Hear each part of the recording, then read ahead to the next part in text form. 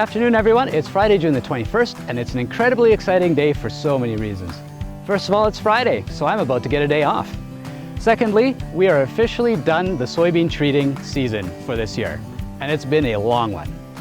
We also had a truck of corn returns go back to Toulon this morning, so we finally have some room to maneuver in the warehouses again. It's also the first official day of summer, and it's actually sunny, which seems to be rare for this year. And finally, it's my opportunity to start this year's episodes of Mark Cutlet Seeds weekly video crop updates. So let's get right into it. First, for some exciting news. I'm standing in the Drew area between P7822 Acre Max, which is a staple grain hybrid for our area, and a brand new hybrid, which is P74-691 PCE. That PCE stands for Power Core Enlist, and that's going to allow us to spray our glyphosate as well as our glufosinate 200SN. You can also spray 2,4-D choline on this corn, as well as FOPs. So it's going to give us even more options to spray herbicides to protect that yield potential moving forward. It's been a very difficult spring in terms of spraying due to all of the wind and the rain that we've had, and there's a lot of fields out there that are quite green, where only part of it is the crop and the rest of it is the weeds. So let's get right into the weather. This spring has been notably cooler than average. We're sitting between 90 and 95% of our long-term averages for heat accumulation, and it's been a lot wetter than average, and that has definitely caused some issues with corn stand establishment. We're going to go into that next. So Mark Harris and myself have all been out to fields like this where there's issues with stand establishment, and there's three main categories of what we're seeing where those plants are missing.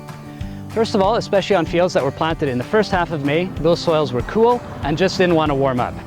So in those fields, we are seeing some imbibitional chilling injury where those shoots don't really know in which way to grow. We're also seeing some fused coleoptiles where those plants leaf out underground. In some cases, they do make it to the surface and become a contributing corn plant, and in other cases, they never do. The second thing we're seeing is that crops are taking a long time to come out of the ground, and that's providing an extended opportunity for insects, including wireworms and seed corn maggots, to hollow out those kernels or to feed on the early seedlings. So in general, the plants that are affected, either that seed has rotted or the seedling is dampening off and it will not be productive. Finally, especially in areas where there's saturated soils for an extended period of time, we're seeing a lot of Pythium infection. So that's a fungal infection early on in the season that likes to spread when it's saturated soil conditions that are usually about 12 degrees Celsius and under. And that's been widespread throughout the area this year, so we are seeing more of that.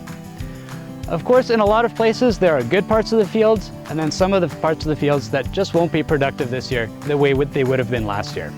But overall, there's a lot of summer left, and there's some fantastic yield potential out there.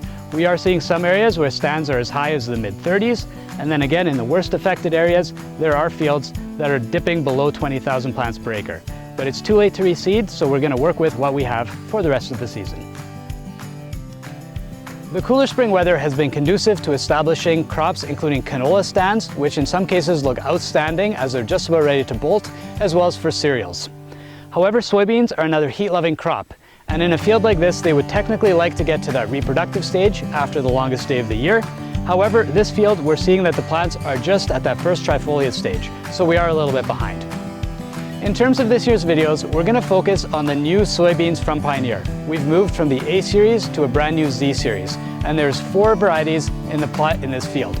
They are P003, Z08E, P004, Z87E, P008, Z25E, and P009, Z94E. So these are a brand new series of soybeans which have a better yield potential as well as better disease resistance package right across your field. So we're excited to see these new varieties, and again, they are all in that Enlist E3 platform.